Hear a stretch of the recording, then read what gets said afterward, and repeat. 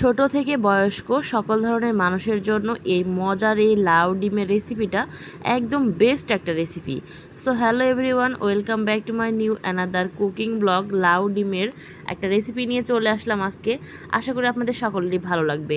তো আমি একটা কচি লাউ নিয়েছি। লাউটা সুন্দরভাবে কেটে স্লাইস করে সুন্দরভাবে ধুয়ে একদম নিয়ে কড়াইয়ে উঠাই দিয়েছি। তো উঠিয়ে দিয়ে এখানে দেখেন এই রেসিপিটা কিন্তু আপনারা সকলেই খুব সহজে রান্না করতে পারবেন। তো আমি এখানে লবণ দিয়ে দিলাম পরিমাণ মতো, একটা পরিমাণ না, ঠিক আন্দাজ মতো। তারপরে দিয়ে দিলাম আমি এখানে হলুদের গুঁড়া, মরিচের গুঁড়া। লাউয়ে সবসময় চেষ্টা করবেন মশলার পরিমাণটা খুবই কম দিতে, কারণ লাউটা খুবই ঠান্ডা প্রকৃতির একটা সবজি। এটা খেলে কিন্তু আমাদের হেলথের জন্য খুবই ভালো, খুবই ভালো। স্কিন বলেন বা সব কিছুর জন্য লাউটা খুবই ভালো। এখানে আমি হালকা একটু আদা রসুন দিয়ে দিলাম। তো আমি আবার এখানে বলছি আমি লবণ দিয়েছি, হলুদের গুঁড়া দিয়েছি, মরিচের গুঁড়া দিয়েছি, ধনে গুঁড়া দিয়েছি, আর হালকা পরিমাণ আদা রসুন বাটা দিয়েছি। এক কথা এখানে আমাদের রেগুলার মশলাগুলো অ্যাড করা হয়েছে। আপনারাও রেগুলার মশলাগুলো দিয়ে এই রান্নাটা সেরে ফেলতে পারবেন। আমি কিন্তু এখানে এখন সুন্দরভাবে নেড়ে চেড়ে এটা কষানোর জন্য উঠিয়ে দিব। তো আমি একটু হালকা পানি অ্যাড করে দিচ্ছি লাউটা সিদ্ধ হওয়ার জন্য। তো আসলে রেসিপিটা দিচ্ছি এজন্য যে এটা রেসিপি কিন্তু সবাই রান্না করতে পারেন কম বেশি, তবে যারা নতুন রান্না শিখছেন নতুনদের জন্য কিন্তু সব কিছুই নতুন। যারা প্রথম রান্না করতে আসেন তখন সব কিছুই একদমই নতুন লাগে, পারা যায় না।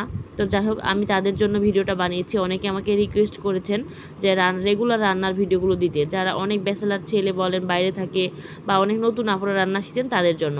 তো দেখেন আমি কিন্তু বারবার একটু ঢাকনা চেড়ে নাড়াচাড়া দিচ্ছি যে লাউটা আসলে সেদ্ধ হলো কিনা সেটা দেখার জন্য। আসলে লাউ একটা তরল জাতীয় খাবার, এখান থেকে এক্সট্রা পানি বের হয়, তাই আমি খুব কম পানি দিয়ে লাউটা উঠিয়ে দিয়েছিলাম। তো আমি এটা নামিয়েও নিয়েছি।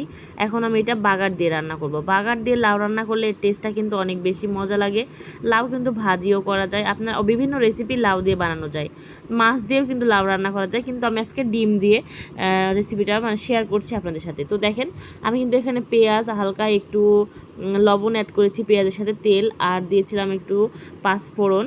আর এখন ডিম দিয়ে সুন্দরভাবে ডিমটা একটু হালকা কড়া করে ভেজে নিলাম। তারপরে এখন আমি সেই আগে থেকে রান্না করা লাউটা এখানে ঢেলে দিলাম। এখানে এখন এত সুন্দর একটা স্মেল আসবে, এখনই আপনার খেতে মন চাইবে, এত সুন্দর একটা ফ্লেভার আসে। তো দেখেন আমার রান্না কিন্তু প্রায় শেষের পথে। এখন আমি একটু জাল দিব, ঢাকনা দিয়ে ঢেকে কিছুক্ষণ 5 মিনিটের মতো অল্প খুবই হালকা আছে এটা জাল করে নিব। তাহলে কি হবে, যে ডিমের যে স্মেল বা মশলার যে স্মেলটা পরে বাগারের পাঁচফোড়নের স্মেলটা তরকারিতে সুন্দরভাবে বসবে। তো বন্ধুরা, আমার এই রান্নার ভিডিওটা যদি আপনাদের ভালো লেগে থাকে অবশ্যই লাইক, কমেন্ট, শেয়ার করে দিবেন এবং